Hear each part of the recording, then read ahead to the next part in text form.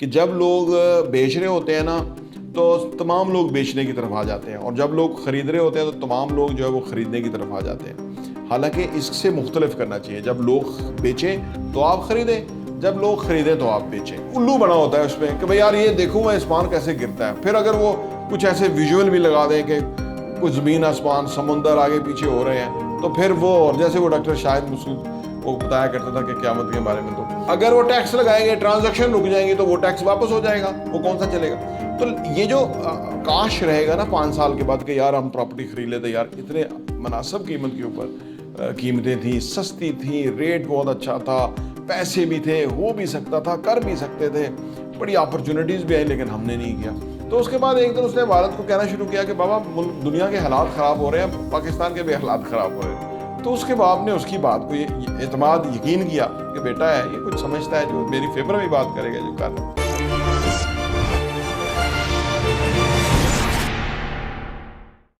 بسم اللہ الرحمن الرحیم، السلام علیکم ورحمۃ اللہ وبرکاتہ۔ میرا نام احمد عقیل ہے، آپ دیکھ رہے ہیں پراپرٹی ویژن ٹی وی۔ انسانوں کی زندگی میں نا کاش کی بڑی اہمیت ہے، اور یہ کاش منیمم ہونے چاہیے زندگی میں۔ اگر آپ کو کاش رہ جائے نا کہ کاش میں یہ کر لیتا، کاش میں یہ پراپرٹی خرید لیتا، کاش میں ایسا کر لیتا، تو اس کا مطلب ہے کہ آپ ناکام رہے ہیں زندگی میں۔ کافی ساری چیزوں میں آپ نے اپنی ناکامی کا اظہار ہے دراصل یہ کاش، کہ میں کاش ایسا ہو جاتا یا ایسا کر لیتا۔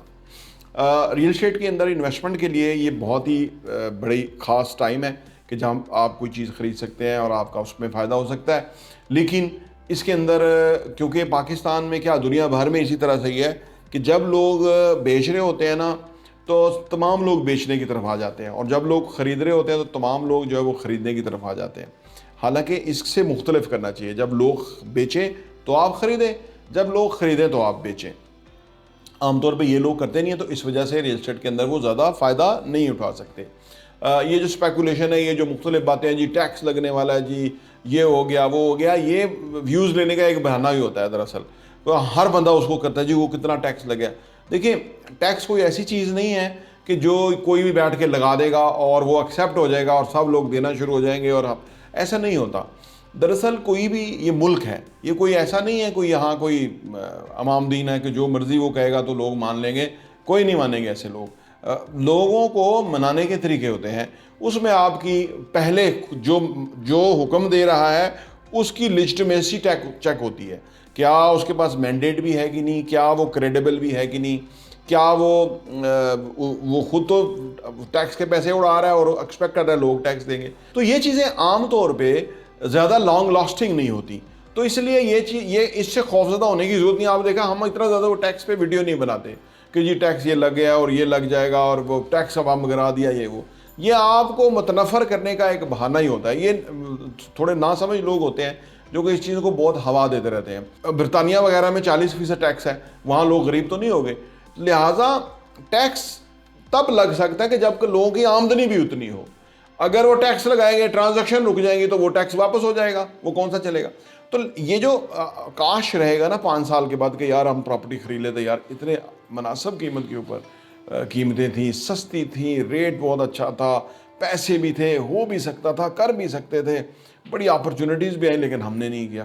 تو یہ کاش آپ کو پیش آئے گا، بے شمار لوگوں تک یہ کاش جو ہے ان کے ذہن میں آئے گا 5 سال، صرف 5 سال کے بعد۔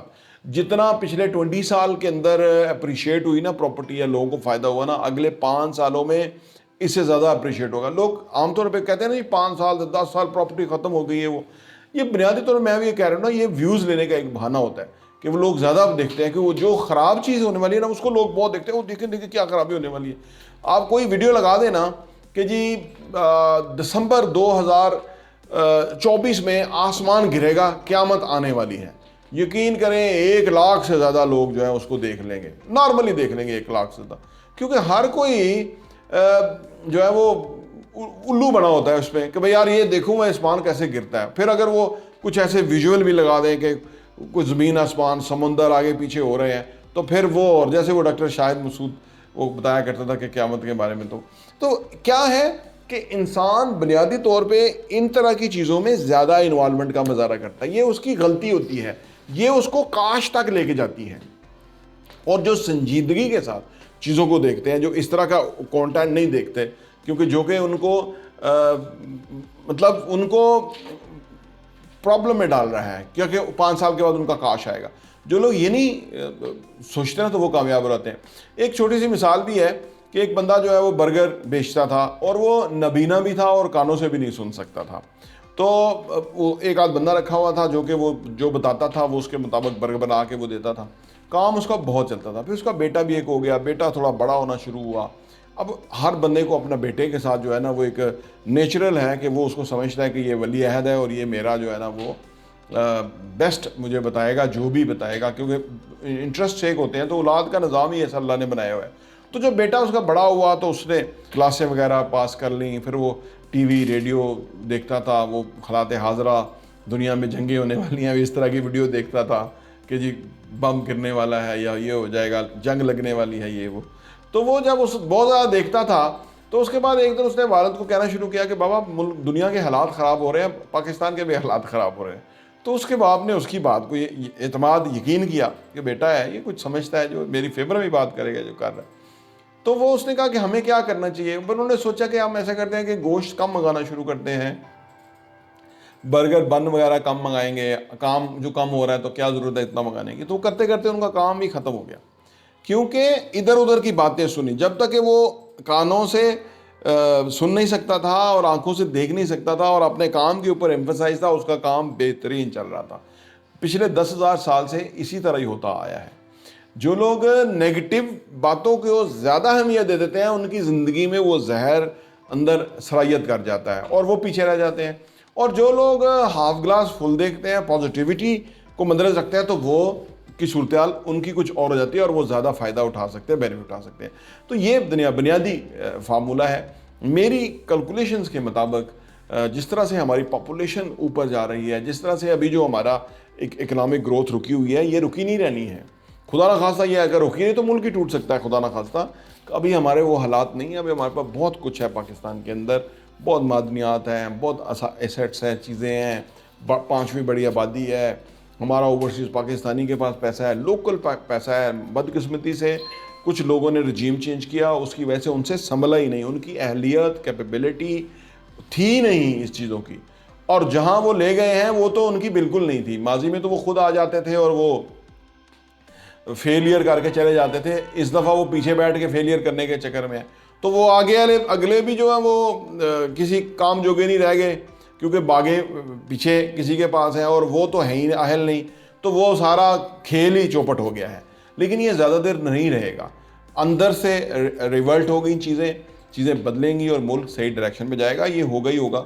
آپ سوچ لیجیے یہ 6 مہینے میں ہو جائے، سال میں ہو جائے، 1.5 سال میں ہو جائے، 2 سال میں ہو جائے. لیکن میں 5 سال کی اس لیے بات کر رہا ہوں کہ اس کے بعد پاکستان میں بہتری آنی ہے، تیزی آنی ہے، پیسہ آنا ہے، فراوانی ہونی ہے اور ریئل اسٹیٹ نے بہت مہنگا ہونا ہے. تو یہ ایک لاجیکل بات ہے، ایک پازیٹیوٹی کی بات ہے، ایک کیلکولیشنوں کی بات ہے، ایک فارورڈ ویژن کی بات ہے.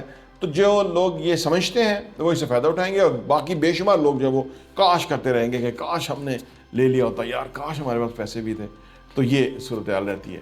پراپرٹی ٹی وی دیکھنے کا بہت بہت شکریہ.